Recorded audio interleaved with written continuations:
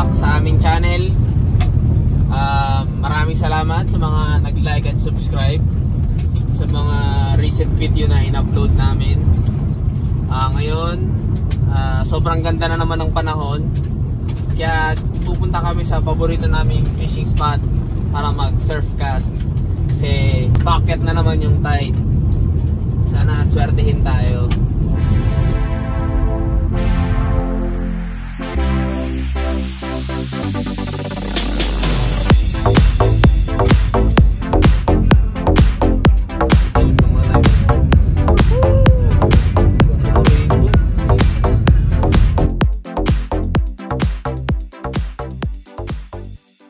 Lilipat tayo ng spot kasi sobrang daming tao dun sa may Forestry Beach. Marami nagsisurfing kasi sobrang ganda ng panahon, tapos sobrang ganda yung waves. Hindi natin masisisi yun. Tatry natin dito sa kabila, Surf Beach. Dito, isa rin sikat din siyang spot for surfing, pero sometimes hindi siya ganun kalakas yung alon niya. Tignan natin kung may spot dun kasi sobrang haba ng shoreline dun. Maglalakad na lang siguro tayo ng bandang gitna para makapag-fishing. Mahirap na kasi baka tamaan natin yung mga nagsisurf ng mga sinker natin na ginagamit kasi medyo mabigat yun, tsaka hindi natin nakokontrol minsan yung pagbato. For safety purposes din. So yan na, puntahan natin siya.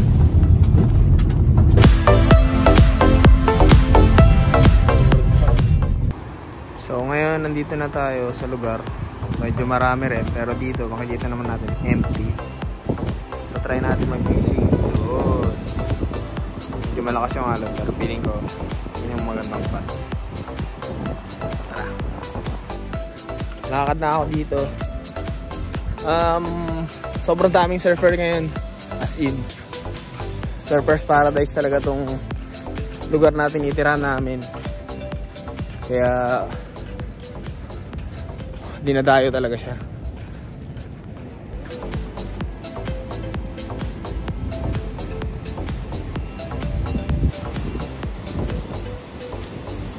Ang ginagamit, Vortex Shimano na 3-piece rod. Tapos itong isa kong tight lines from Offshore Angler. 2-piece rod naman to. Pareho silang naka Shimano reel. So ito 10,000 series na Airlex, and then Bait Runner 12,000 series. Try natin sila i-set up dalawa.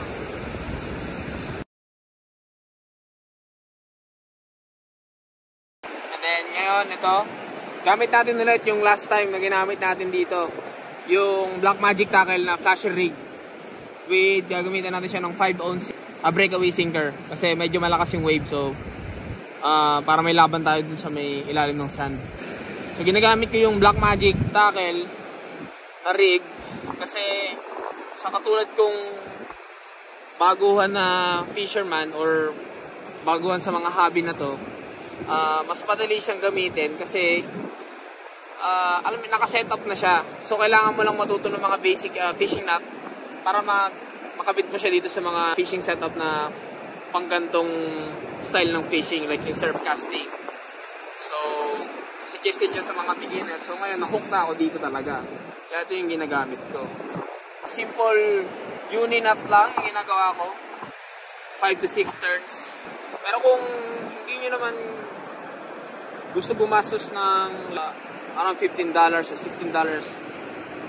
so pwede naman kayong bumili ng mga set ng hooks tapos kayo na lang yung gumawa. Usually madali lang naman siyang gawin eh. Maraming tutorials sa YouTube. So yun, pwede kayong matuto doon kung paano gawin yung mga simple kahaway at saka mga snapper rig na mabibisa talaga sa ganitong style ng fishing.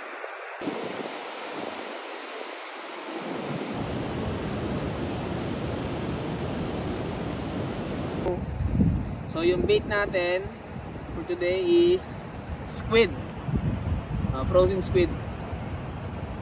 Dito sa New Zealand, yung mga squid na alam niyo yung mga squid na nabibili sa palengke sa Pilipinas ng pang-ulam, parang ganun yung size nila, and then yun yung ginagamit as bait. So dito frozen sila nabibili sa mga supermarket. pwede mong gamitin yan as bait para sa surf casting or stray lining. So, nagamit ako nito yung parang elastic thread para itali sila, so hindi sila matatanggal sa pagkakahook.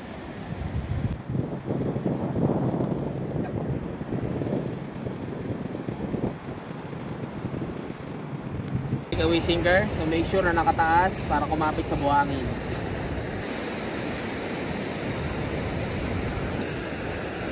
So first cast, good luck, sana makahuli tayo ng isda.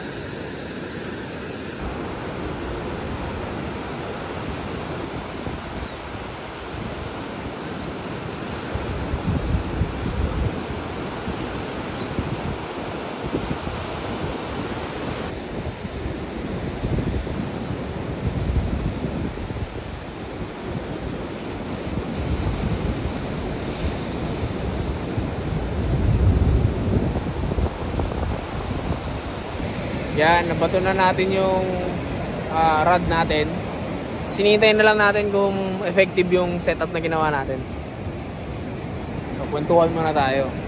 Bakit nga ba kami lagi nag-fishing dito sa New Zealand, kami ni Bella? So, isa sa mga reason bakit kami nag-fishing talaga dito is kasi maraming dagat. So, pag maraming dagat, may isda. So, ang isda dito sa New Zealand is hindi siya ganun ka... Mura naman siya, pero hindi siya katulad nung mura na parang dyan sa Pilipinas. So, nagko-cost yung mga isda dito ng let's say $10 to 20 New Zealand dollars or more. Minsan, meron pa mga 55 New Zealand dollars kami nakikita.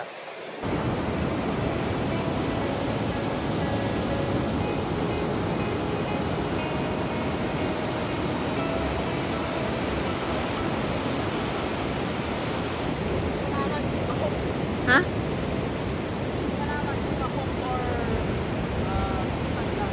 Natanggal lang yung Meron?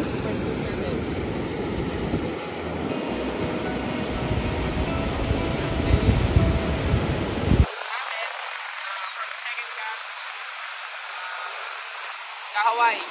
So yan, nakahook na tayo ng first fish natin. So try natin ulit lagay ng bait.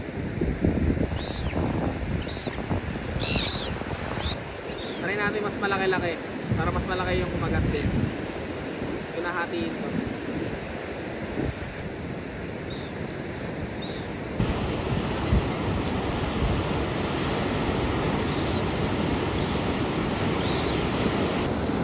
Gusto ko dito sa Shimano Bait Runner is yung function nitong trigger na to.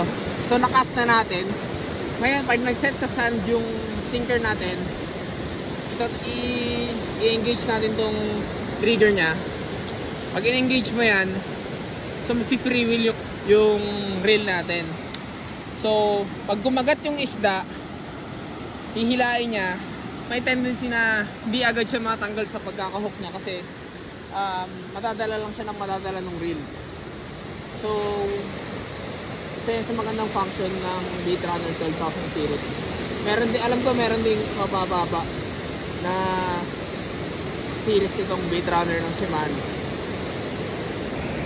Balik tayo sa kwentuhan kanina kasi nakagatan tayo ng isda eh. So yun na nga, bakit nga ba kami lagi nag-fishing? So fishing, maganda siyang activity kasi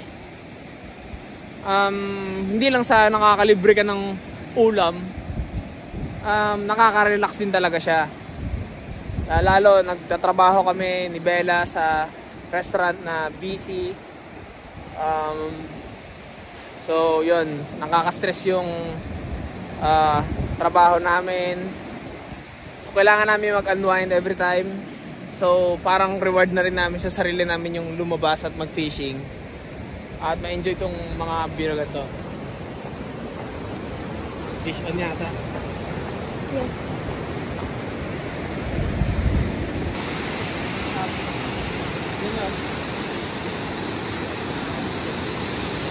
Kaya tayo namuli ng snapper.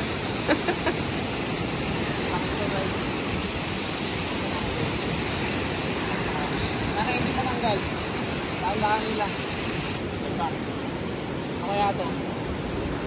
Malakas siya.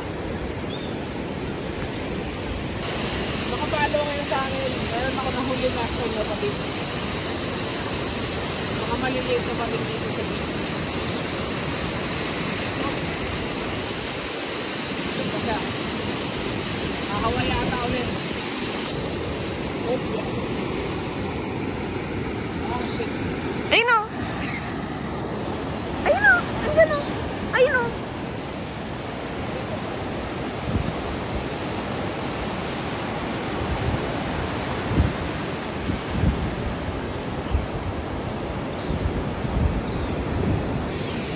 Mahaway na naman.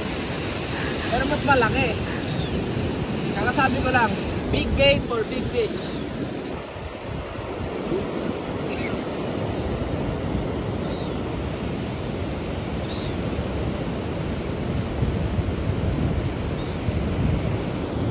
Yan. Nakaway. Sobrang laki niya, di ba? Ano may size niyan? Ayan.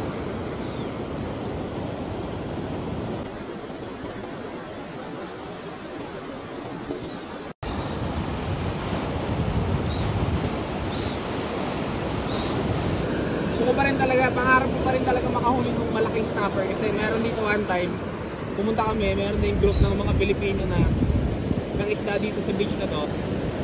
Nakahuli sila malaking snapper, as in malaki, tapos ingit na ingit ako nun kasi hindi ko dala yung fishing rod ko.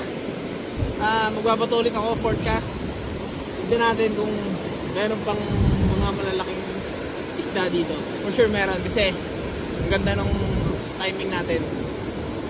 Nasa kalagitnaan tayo nung akit na tide. Let's go, forecast.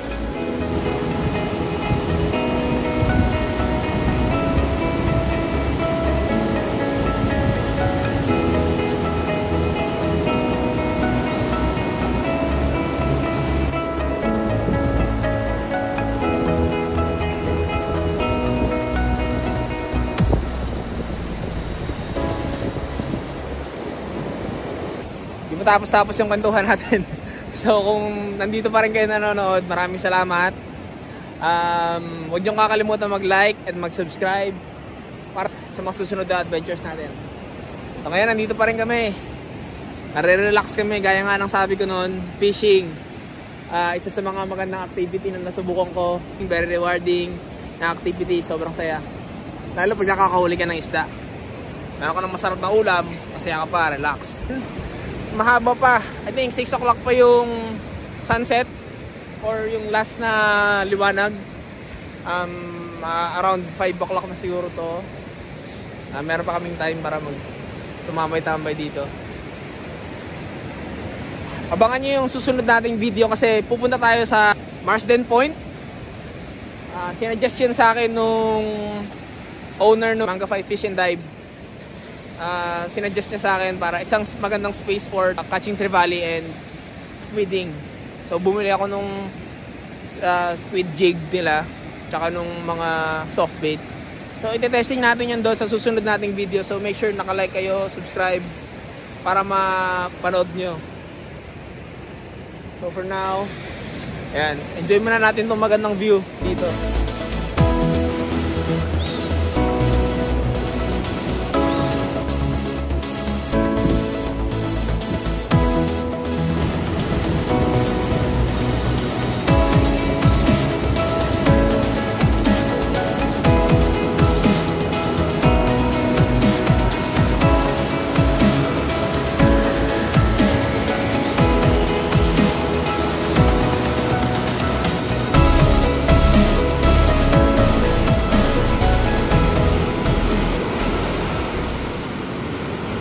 So yan, so simula nung nakahulitan ng isda kanina hanggang ngayon is wala pa rin. Pero okay na, kota na rin kami kasi nakadalaw na rin kami kahit papaano. So yun na nga, masaya nga ba mag-fishing dito sa New Zealand? Syempre sobrang saya, sobrang rewarding, nakakatanggal ng stress. Wala kang ibang iisipin kundi yung fishing rod mo lang tsaka yung isda nakakagat sa pain mo. Pag matsyempohan mong sobrang ganda ng panahon, makauwi ka ng maaga sa trabaho, drive ka lang dito sa dagat, tapos mag-fishing ka, nakaka-relax. Lalo na kung may dala kang inumin para panoorin yung sobrang lalakas na alon, tsaka yung mga surfer. Nakaka-enjoy din. Sobra. Parang nanonood ka na lang ng libreng entertainment dito. Siguro hanggang dito na lang yung video namin. Maraming salamat sa panonood. Huwag niyong kakalimutan na mag-like at mag-subscribe para sa mga mas magaganda pang lugar na pupuntahan namin ni Bella. Abangan nyo yung next video natin. Maganda yung pupuntahan natin. Sana makahuli tayo ng squid. Kasi hindi pa ako nakakahuli nun. Tsaka nung trevally nila dito sa New Zealand. So hindi pa ako nakakahuli nun. So sana ma-chambahan natin sila sa araw na yan. So ganito na lang ulit. Maraming salamat. Like and subscribe. Paalam.